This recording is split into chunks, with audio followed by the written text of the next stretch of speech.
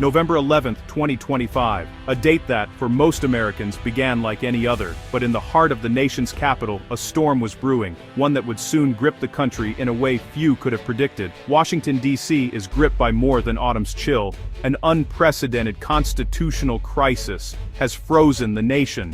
The city's iconic monuments stand silent, as if holding their breath, while the halls of Congress echo with uncertainty and tension. In Arizona's 7th congressional district, voters turned out in record numbers, determined to honor the legacy of the late Congressman Grijalva. They elected his daughter, Adelita Grijalva, in a landslide, sending a clear message about continuity, hope, and the power of democracy to renew itself. The election was certified, the process routine, until it wasn't. What should have been a straightforward transition became the spark for a national controversy. House Speaker Mike Johnson, wielding the gavel with a firm grip, refused to administer the oath of office to Grijalva. Days turned into weeks, and the seat meant for Arizona's voice remained empty, the silence growing louder with each passing day.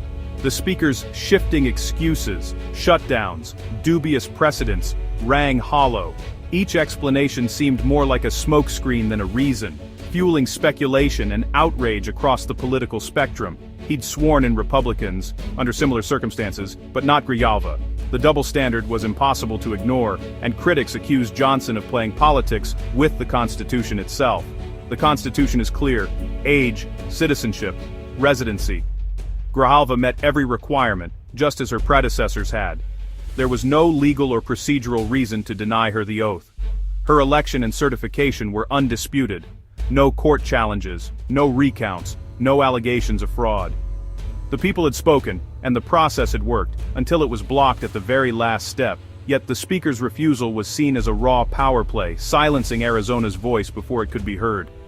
For the people of the 7th District, it was as if their ballots had been cast into a void.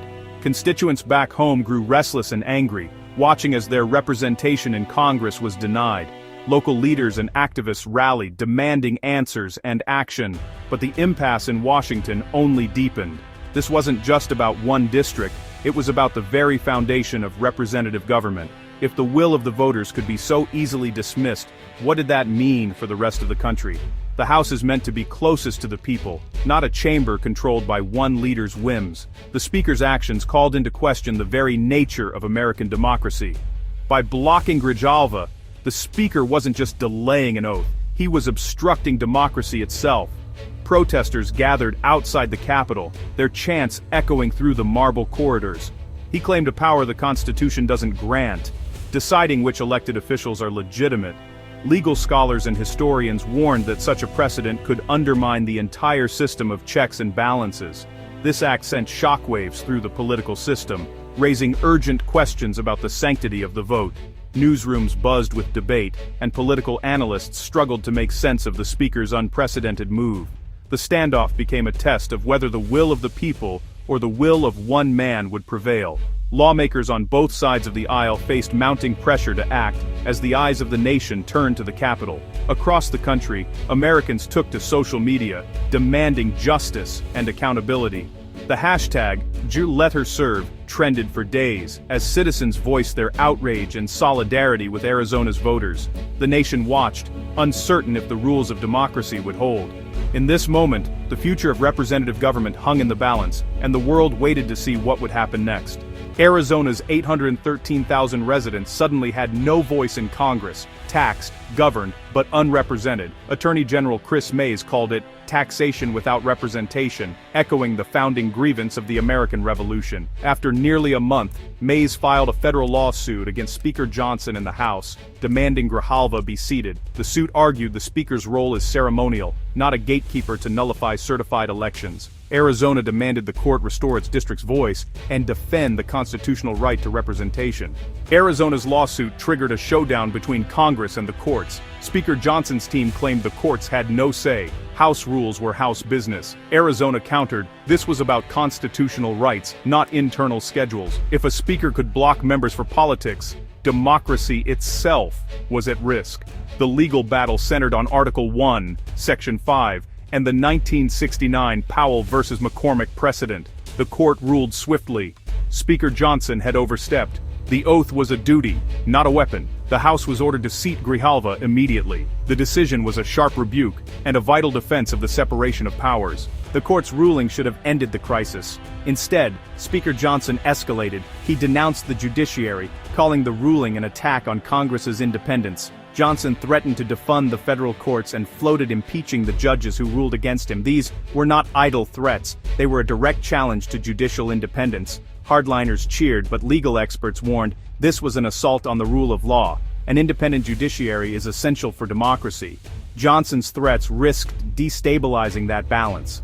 Judges must rule by law, not fear of political retribution. The Speaker's actions threatened to replace law with raw political power. Congress controls federal spending, the power of the purse, including the judiciary's budget. This check was never meant to punish judges for their rulings. Defunding courts would paralyze justice, disrupt the economy, and undermine public safety. Even the threat chills judicial independence, sending a message: rule against us, and your institution is at risk. Judges must follow the Constitution, not political threats. Attacking the court's funding is an attack on the principle that no one is above the law. Blocking a duly elected lawmaker strikes at the very heart of representative democracy, threatening the foundational principle that every citizen deserves a voice in government. When a member, chosen by the people, is denied their seat, it's not just a procedural move. It's a direct affront to the will of the voters who sent them to Washington. This act sends a chilling message that political power can override the people's choice, and that the rules of democracy can be bent for partisan advantage. The House is often called the People's Chamber for a reason. Each member serves as a direct link between their district and the nation's capital. These representatives are not just politicians, they are the voices, hopes, and concerns of their communities, carrying the weight of thousands, sometimes millions, of constituents. By refusing to seat Grijalva, Speaker Johnson didn't just silence one lawmaker, he severed that vital link for nearly 1 million Arizonans. Their voices, their votes, and their interests were left unheard in the nation's most important debates. If a speaker can block opponents at will, elections lose their meaning. The House risks sliding away from its democratic roots, inching closer to autocracy, where power is concentrated in the hands of a few, and dissent is stifled. The controversy was not just a matter of procedure, it was a calculated political maneuver. By preventing Grijalva from casting a decisive vote, the Speaker tipped the balance of power, using parliamentary tactics to achieve partisan goals. Disenfranchising an entire district for political gain turns representation into a pawn, not a right. It undermines the very idea that government should be of, by, and for the people, and instead treats voters as obstacles to be managed.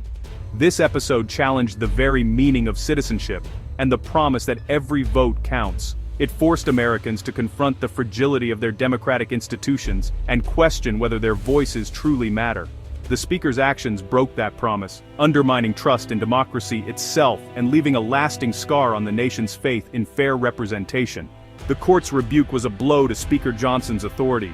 His claim of constitutional right was dismantled, exposing his actions as political overreach. The crisis deepened divisions within his party. Hardliners cheered, moderates recoiled. The controversy distracted from the legislative agenda and damaged the House's reputation. Democrats seized the moment, framing the GOP as hostile to democracy. Grijalva became a symbol of voting rights. Her swearing in was a victory for the rule of law.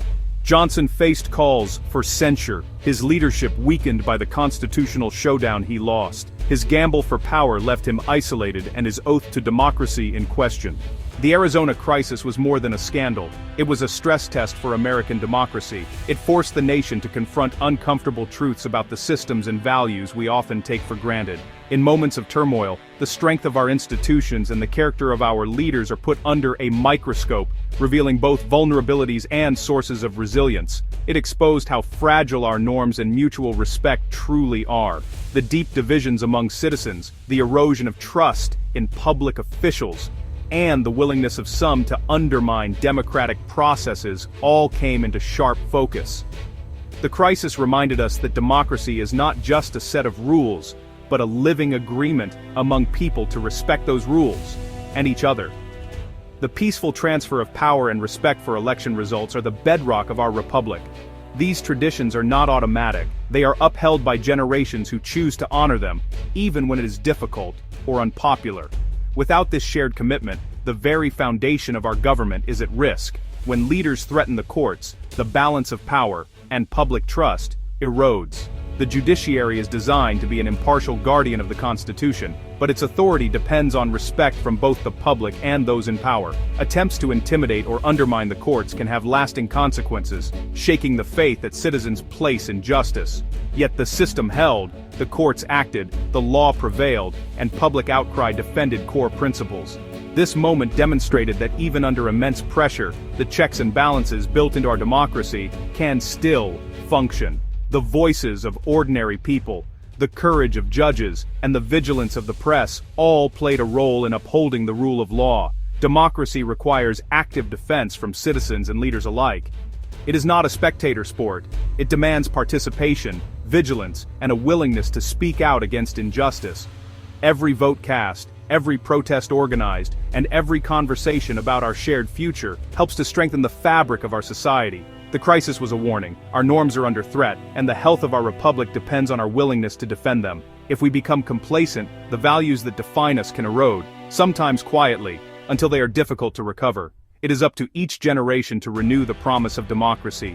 The resilience of democracy rests on our commitment to representation, accountability, and the rule of law. By standing together, holding our leaders accountable, and never taking our freedoms for granted, we ensure that the American experiment endures for generations to come.